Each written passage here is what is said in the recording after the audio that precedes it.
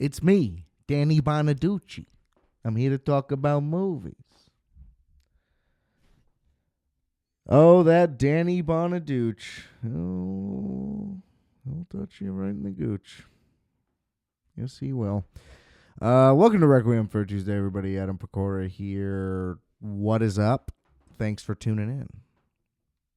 Thought I had something more to say there, but it didn't really come to me, to be honest. Happy Tuesday. Thanks for listening. Rate, review, and subscribe. Check out all the links in the description below. I'm not going to get into it all, but there's a whole bunch of stuff in those links, and there's only like 2 or 3, but whatever. They all kind of lead to a bunch of stuff. Linktree is a wonderful thing. A smart idea. What do we got today, ladies and gentlemen? I'm not quite sure. You boys a little fried today? Had the last week off. Did not record an episode, so that is my bad. But started the new day job today, and I did not get enough sleep. I'm tired, and I want to go to bed. Yeah, anyway, I also didn't really watch too much, unfortunately. So, this is going to be a great episode. Don't go anywhere. Don't you turn that dial. Listen, finally watched The Apprentice after the Oscars. Sebastian Stan was nominated, as well as Jeremy Strong. Forever loved Jeremy Strong. Was great, of course, in Succession. He was also great in The Big Short. Just throwing that out there. This was a very controversial film. It didn't really need to be. I think a lot of that was fodder, honestly. Well, Donald Trump himself also, I believe, threw a hissy fit about the movie. But I feel like this movie was portrayed as like this harsh portrayal, for lack of a better word, and like a really aggressive, like a cartoonishly demonstrative depiction of the man, right? I feel like it was probably technically pretty honest from what we know, because I guess I'm kind of speaking off the cuff here because I didn't bother to look into it at all, but I'm pretty sure that there's like not a lot of information about Donald O'Donnell, because it's all just kind of made up random things that he has just thrown out there over time, right? Like, there is no, like, documented what's he like. Like, I feel like he's just, like, not a real guy. I don't even really know what I'm trying to say. And anyway, the point is, I feel like how could there be any there's just no information, you know? It's like, did a deal for this, filed bankruptcy for that, didn't pay workers for this, you know, whatever. Segregated houses over here. But, like, you still don't really, you know, married a lady, cheated on a lady, divorced a lady, had kids with a lady. But it's never like, there's no depth to anything ever. It's kind of remarkable. Really. Anyway, so it basically starts off, and Jeremy Strong, both of them, by the way, were fantastic. They were both fantastic. Like, this was pretty genuinely like a great movie, I would say. I would watch it again. And I did not expect to want to do that. Much like W. I don't know if you've seen W, but good flick also. That's an underrated movie. The Apprentice was pretty well received. But it's ultimately like kind of a pretty traditional like Hollywood structure, even in look and style. Like, it's a pretty just like well-made, like good movie. It's really a shame that he had to like be a little pussy and throw a hissy fit about it.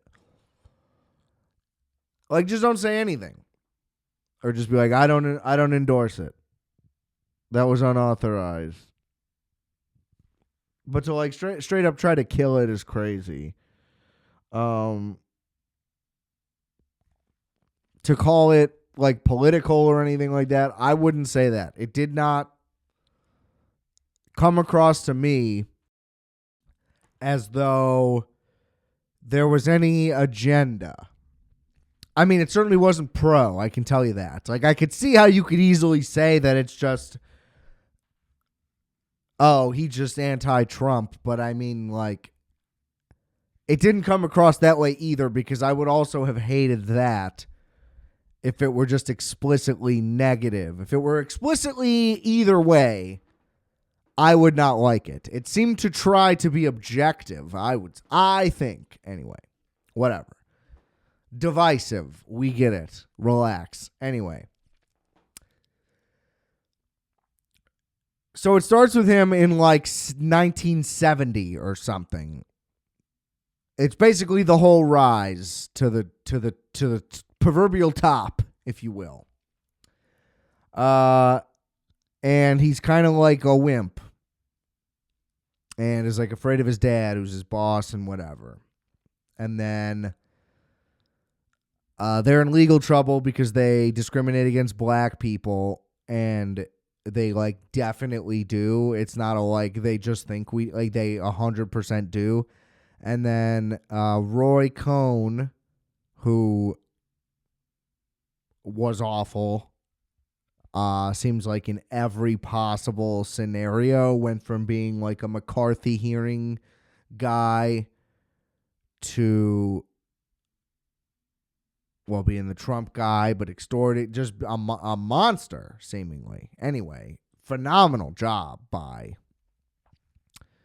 Jeremy Strong. I don't know who this guy is and what he was like. I assume he was exactly like Jeremy Strong is. But either way, just like a full transformation for Jeremy Strong. When he first like pulls up and talks, and it's crazy. It's unbelievable. Anyway. So he's like a monster lawyer guy who can get anything done because he just has dirt on everybody. Is pretty much the thing. Decides to help him out. I forget why, really. But whatever. Decides to be his lawyer. Then, like, quote unquote, sees something in him, but basically that he was just like, yeah, I'll do whatever. Like, I don't care. Like, he was just like, I don't really have morals. I'll just do whatever. I just want to make it. Just want money. Just want to win. And he's like, nice. And, like, Trump even, like, objects to things that the guy does early on, of course. And then, yeah, pretty much, you know, they just lay out. He teaches him, like, all the tricks that he definitely uses still to this day of just, like, deny everything, admit you won even when you lost, all that type of shit. Like, literally, it's just like, oh, yeah, that's just exactly how he handles every single situation. So, okay. I mean, I believe that. And then, like, Roger Stone tells him more things at some point that are also, like, exactly the thing he followed. They reference how Reagan already used, like, Make America Great Again, and how he was like, that was good, whatever. Anyway, so, yeah, it follows him through that, and Roy Cohn just kind of mentors him and kind of shapes him into the guy that everybody kind of recognizes now. And then Roy Cohn, who was a secretly open gay man, was dying of AIDS and would never admit it. But as he gets into a weaker and weaker state, Trump's just going off the rails with, like, his quote-unquote diet pills, and they're like, no, dude, you're just taking meth, basically. He's on Adderall. And he just, like, explodes, and they basically flip roles from how it was earlier, and he becomes Roy Cohn, but then like takes that to like another level in terms of like financials anyway, seemingly. I don't really know. But it goes through the whole thing. They're like building whatever building that they built some hotel first. They get this tax thing because that was also Roy Cohn like fixing it, where they like didn't have to pay like hundreds of millions of dollars in property taxes. They got them waived or whatever. Pretty crazy stuff. And then what else? Then they start building like Trump Tower. And then he meets Ivana. And then eventually he rapes her. That's pretty gnarly. That's, not great. I assume that came from something she said at some point. Otherwise, then I could see how that could be perceived as negative. But it does seem like something the guy would have done. And like him getting fat, getting lipo, getting hair plugs. You heard all this stuff already. They go through all that, and that is like definitely just like a fuck you to the guy, but it also would be part of a biography that happened. And then it kind of ends with him like writing The Art of the Deal, which I kind of would want to read like for comedy, I feel like, or if he oh man, I don't know if this exists, but he should do an audiobook version where he records it. That would be fantastic, because he would definitely only do one take for everything, and he would fuck up the lines and all that shit, but then they'd release it anyway. I think that would be a gold mine if that has not been done already. And yeah, he's just like unbearable already in the 80s, and the guy's just been on Adderall for 50 years. Like it's remarkable. He's unbelievable in the role. Sebastian Stan, by the end of it, he is kind of just doing an impression. Like in like the last scene, it's like gotten to that point, but it is a payoff because he truly does transform. And like even from the beginning, he has the right mannerisms and stuff. And like they do pretty good with the hair. The hair is impossible to replicate because it's just so fucking ridiculous. Like it was ridiculous in the 80s when it was normal, quote unquote, natural, I should say. And like to the point where they get to it all becomes, the guy's absurd. It's just absurd. It's an orange man with a wig sewn onto his head, basically. It's crazy.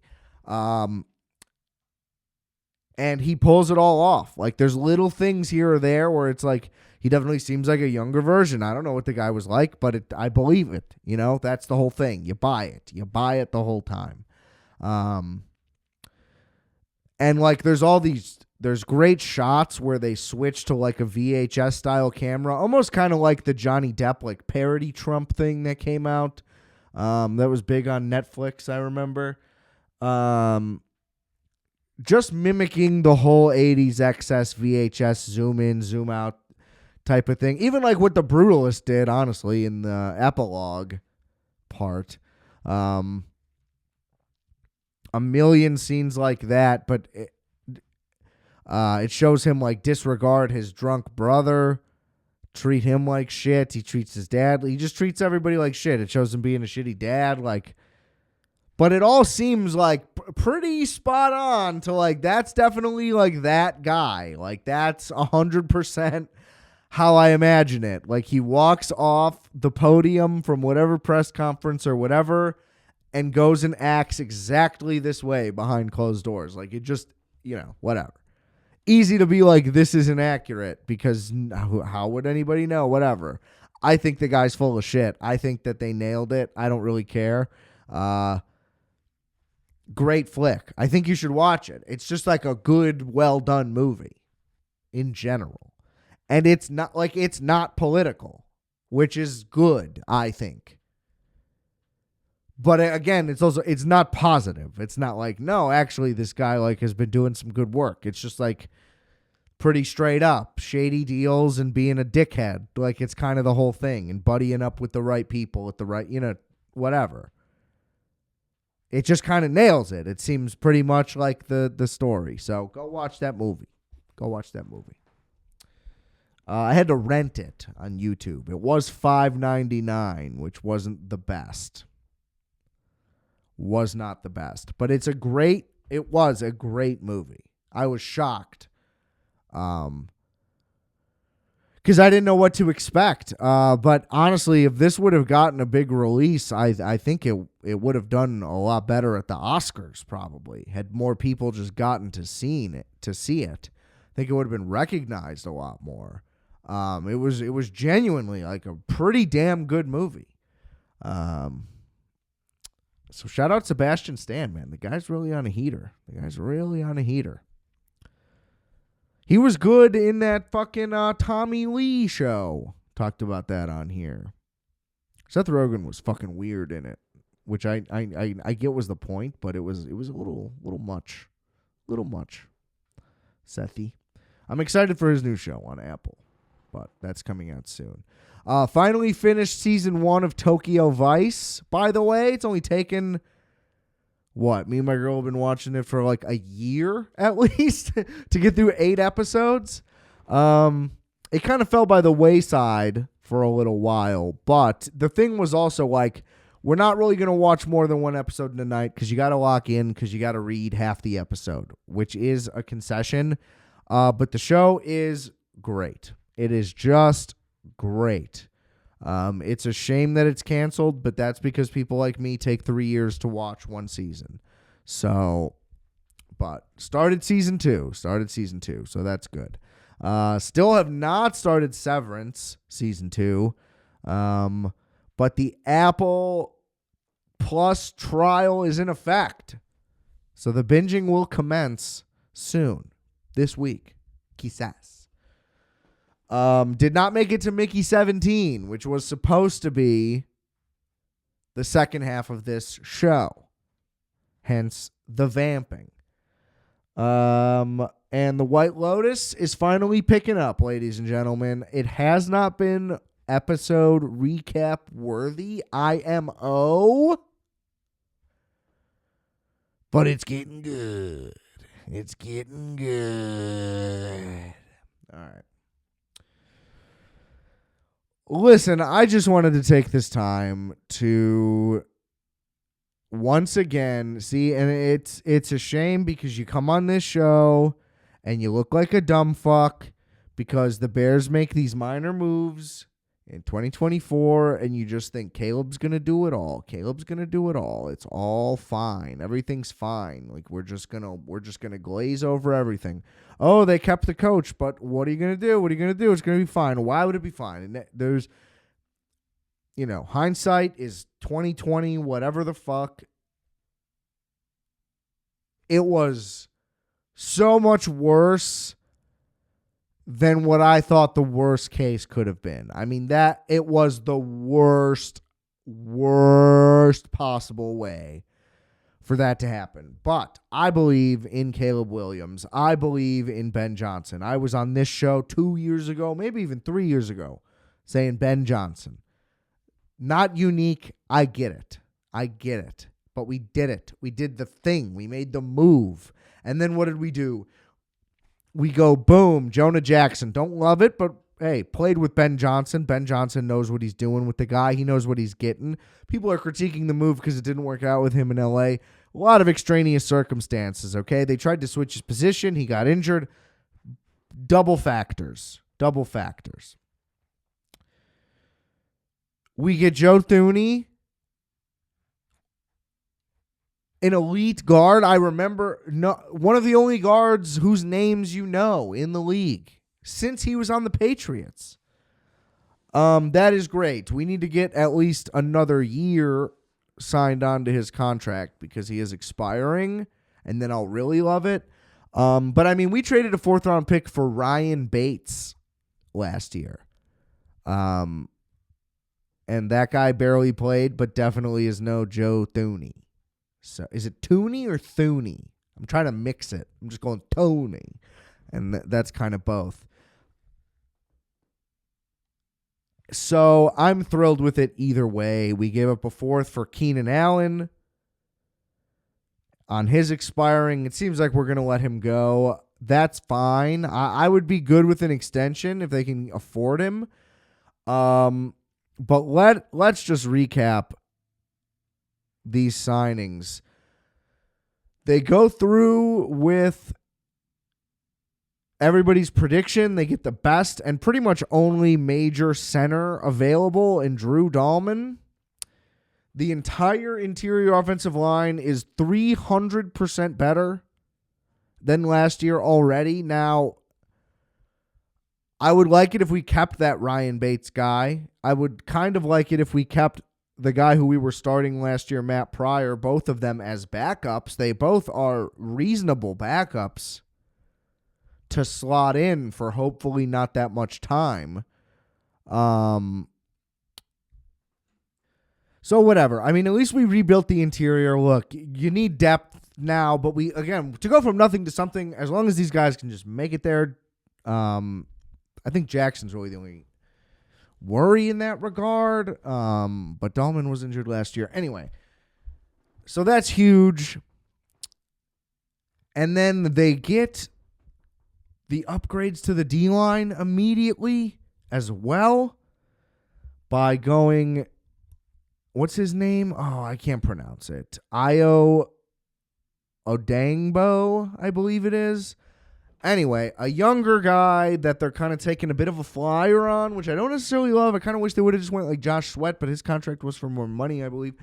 But it's an upgrade. That's the thing. We just had nothing. We're not like trying to replace somebody that left. We're literally, DeMarcus Walker we cut, but that's fine. This guy's better than him. Already. We're good. So, worst case, we did a slight upgrade. But at least if he ascends, then that's huge. And Dennis Allen can coach. But then they go ahead and get Grady Jarrett. I've always liked Grady Jarrett, a very large, strong man in the middle. And we're losing no one in the middle. In fact, Andrew Billings, our nose tackle, was injured most of last season, and that's when our defense completely fell apart. So now we actually have real depth because Javon Dexter also really stepped up. And I assume he will do so again, especially in this better system, presumably.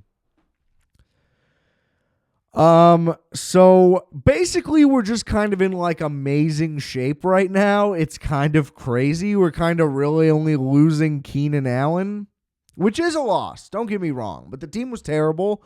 So how can you say that that's that big of a deal? Especially because we don't know what the offense is going to be yet. And we don't know if free agency started today. Technically, it's only the tampering period, and it doesn't actually begin until Wednesday. Fun fact. So I guess my point is, this is the turnaround that I expected them to do last year. They're just doing it now. I don't know why we had to waste a year of everyone's lives for this to happen, including the last year of Virginia McCaskey's life. I'm not even joking when I say that. Why didn't we just do this last year? All of these things could have happened. Literally.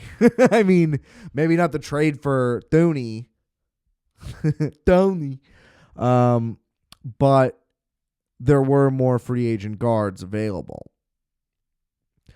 Listen, now in the draft, if with the first pick they just take the best player they want, whoever their favorite guy is, I'm good with that. If that is a tackle, so be it. Hopefully our third round pick from last year from Yale wasn't a massive reach by polls and that he can actually develop into a good backup as well. So that would be more good depth. But, if they go first round left tackle, I'm not upset. If they go first round running back, I don't love it. We don't need to reach for Janty. There's many good backs, I would say, probably, that we could go third round, second round. We have 2 second round picks. But if they want to go D-line and just keep that rolling, I'm good with that. So I say go line first round, probably. Unless there's some receiver that slips or something, or if we trade back or whatever, and then that changes, fine. But they should still basically go D and O line with 2 out of the first 3 picks, in my opinion. It just doesn't matter what order now. I think the first round pick doesn't need to be O-line. I thought that needed to be O-line, pretty much. Again, unless like an edge fell or something, that it was like, we can't pass this up. So, I mean, keep everybody fucking healthy until the season starts, at least, and then, whatever. You never know what's going to happen. Obviously, if you could just say keep everyone healthy all year and we're good, then that's the case for a lot of teams. But this is a real turnaround potential now. This is real, I think. Again, unless Ben Johnson just isn't the guy. But I just don't see that. I just don't see it. I don't see it with Dennis Allen being the core. And listen, I was on here a year ago talking myself into it. I don't really feel like I'm talking myself into it right now, but I definitely am. Obviously, that's what's happening. But this actually seems like it makes sense. It doesn't seem like I would have to convince somebody like I convinced myself like last year. Now, if they tank the draft, that could fuck a bunch of shit up. I don't know. I don't know. I'm excited for the draft now. I'm so excited for the draft because they've crushed it. People want to kill the Jonah Jackson thing. It's like, listen, I get it that they're like, oh, you're taking on his full salary. He had a bad season. It's like, yeah, that doesn't make it like this incredible trade, but you only give up a 6th-round pick. You're not going to get a player of his caliber in the 6th round, period, even if he's not like the best and we're overpaying him. We have the cap room, so it's not that big of a deal. That's what I never understand. When they're like, this trade sucks because his contract is bad. It's like, well, we have $60 million in cap space. And it's like, you could be paying a guard $4 million less a year. It's like, well, again, we have all this room. Like, it's not that big of a deal right now. Like, right now. I get it. When you have to, like, really manage a tight cap that's full, things like that can fuck you up. But that's not what's happening here. So it's just like, it just seems like a nitpicky, silly thing. We had no other options, and it's a 6th rounder. Like, it's fine. It's fine. I throw out a 6th rounder any day for whoever. I don't give a fuck. But I don't know. Maybe we'll pick up some vet receiver on a lower than expected deal. Like, what if we got like Tyler Lockett or something? That would be awesome. I don't know if he's already signed with someone or not. I don't think so. But whatever. Somebody unexpected ends up on the market or whatever. Like, what if we got Cooper Kupp? That'd be nuts. That's realistic, actually, somehow. I don't think we even really need to sign any other free agents outside of like some depth pieces, whoever we want to get. But I don't think there's any more money for them to spend. They probably still have over $20 million, if I had to guess. Now, I would like to extend our new guard right away. I don't know why they didn't do that right away. Maybe that's in the cards for the next couple of days. We'll see. I'm not sure. But thank God for Ben Johnson for lighting a fucking fire under Ryan Poles' ass. Or somebody lit a fire under somebody's ass. And somebody's listening to Ben Johnson. And it seems like we're going to have a real football team, ladies and gentlemen. We're going to have a real goddamn football team in 2025. We're 1-0. Let's keep the streak alive. The draft is what? Not like a month and a half? Oh, it's going to be a long wait. That's going to be tough. But we'll make it. We'll get there. Bear down, Chicago Bears. God damn it. I'm so excited. I can't. I'm going to keep checking like crazy, too. Like, what else are they going to do? Are they going to do something else awesome? Probably. On a great streak. All right, short episode today, folks. As I said in the middle vamp session there, kind of recapped my watching skills. They have been lacking. So I'm hoping to do Mickey 17 next week. And that might be it. I don't know. What am I going to talk about? Dog Man. It was fun. That's it. Dave Pilkey. Good shit. Love Captain Underpants. All right. Rate, review, and subscribe to Requiem for Tuesday. Thanks for tuning in. I appreciate you for listening. Check out all the links in the description below. Thank you. And remember, I are fat, you are fat, we are fat. Calculator.